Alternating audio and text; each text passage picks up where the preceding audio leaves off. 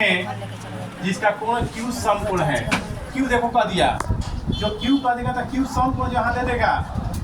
Q कहाँ रहेगा, यहाँ पे, ठीक, यहाँ पे पी क्यू आर। अगर यहाँ पे चूंकि क्यू समकोण दे दिया, जैसे क्यू यहाँ पर रहेगा हमेशा, अगर आर को समकोण कह देता आर यहाँ पर हो जाता, जिसको समकोण कह देगा वो यहाँ पर रहेगा, ठीक है। फिर ए बी पी क्यू का मान दिया है 3, पी क्यू का मान कितना दिया है 3 सेंटीमीटर। पी आर का मान दिया है 6 सेंटीमीटर। क्यू आर का नहीं दिया है, नहीं दिया जी, ये वाला मान नहीं दिया है पहला नंबर। तो पहले हम जो दिया वो लिखेंगे, पी क्यू आर बराबर 3 सेंटीमीटर, ठीक, पी आर बराबर 6 सेंटीमीटर, यानी लंब का मान दिया है और कर्ण का मान दिया हुआ है। हमको आधार का मान नहीं दिया है,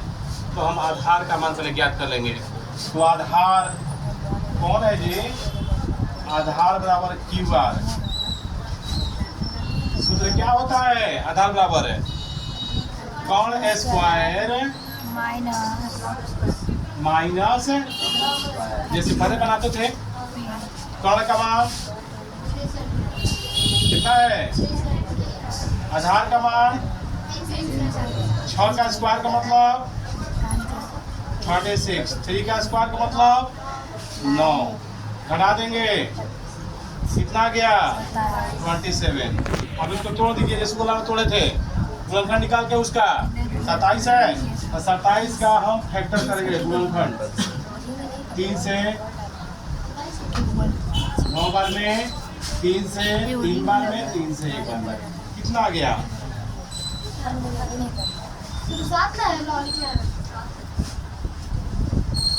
3 से 9 बार में, 3 से 3 बार में, 3 से 1 बार में, यानी क्या आ गया, हमको आ गया 3 3 3, नहीं आ गया। तो जो चीज दो को रहता है 3, उसका स्क्वायर रूट कितना होता है 1 और 3, और रूट में कौन बच जाएगा, ये वाला बच जाएगा, क्योंकि ये दोनों का स्क्वायर रूट कितना होता है 1 और 3, ये बच गया, कितना गया 3√3, यानी आधार हो गया हमको क्यू आर और इसका मान हो गया 3√3 सेंटीमीटर, 3√3 सेंटीमीटर। ये वाला हमको निकल गया, कितना निकल गया। अब हमको निकालने का है कि पी क्यू आर, ये कोण कितना का होगा, P Q R, P Q R का पी आर क्यू का लिखिए, तो पी क्यू आर देखिए क्यू पी आर क्या करना है, क्यू यहाँ पे ध्यान देना है, नीचे हो गया Q P R, Q P R और पी आर क्यू का, तो क्यू पी आर देखिए। तो अब हमको ये देखिए लंब है, ये आधार है ना।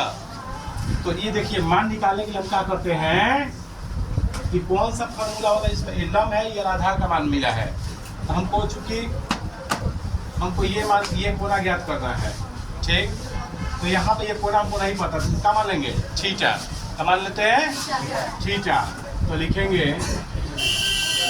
tan थीटा बराबर क्या होता है, सूत्र है ये लंब और ये आधार है, तो लंब बटा 33 लंब बटा ये 10, ये हमको नहीं पता था, tan थीटा ही है, देखिए tan थीटा, ये मान नहीं पता है हमको, तो tan थीटा का सूत्र क्या होता है, लंब बटा आधार, तो tan थीटा लिख देंगे। लंब क्या है 3, आधार क्या है 3√3, 3 3 खत्म, 1 में √3। अब अभी बताइए हमको एक बात है, 1/√3 किसका मान होता है, 33 किसका होता है 30 10 10 होता है ना। तो दोनों में से 10 हटाने पे, कटा नहीं सकते हैं, हट जाए, हटाने पे, हटाने के थीटा कोण कितना बच जाएगा, 30 ये कोण कितना आ गया 30 डिग्री, कितना आ गया 30 डिग्री। अच्छा हम भाई वाला ज्ञात करना भी है, तो दोनों को ज्ञात करना है, 10 30 थीटा का मान है, इसको क्या कहेंगे पी आर क्यू, चाहे क्यू पी आर, यानी क्यू पी आर का मान मैंने बीटा क्या है, इसको ना पता बीटा, इसका नाम क्या है, क्यू पी क्यू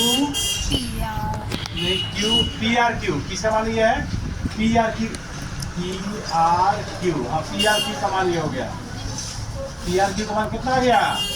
30 डिग्री, ये पी आर क्यू का मान कितना हो गया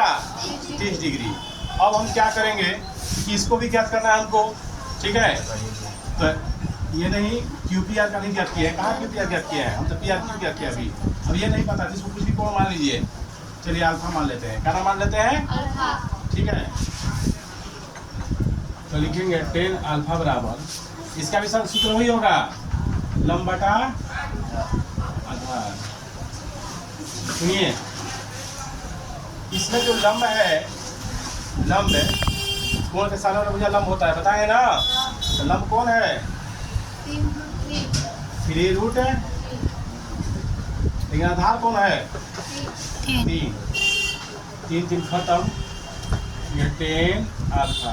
ये बताइए हमको एक बात आप कि रूट 3 बच गया, रूट 3 किसका मान होता है 10, क्योंकि बताइए कि रूट 3 किसका मान होता है 10 60 का, किसका होता है बच्चों 10 60 का, दोनों तरफ से 10 हटाने पे अल्फा का मान कितना आ गया 60 डिग्री, अल्फा का मान हो गया 60 डिग्री। तो अल्फा कौन आपका कोण है, ये ना है, इसका नाम क्या है क्यू पी आर, क्या नाम है यानी क्यू पी आर बराबर कितना हो गया, क्यू पी आर का मान कितना हो गया, आंसर 2 को मान निकाल दिया आपने, पहला निकाला है मैंने पी आर क्यू का, क्यू पहला निकाल दिया है यानी क्यू पी आर बराबर 60 डिग्री, और दूसरा को निकाल दिया पी आर क्यू का, इसका पी आर क्यू कितना 30 डिग्री। इस तरह से आपने आंसर प्रस्तुत किया।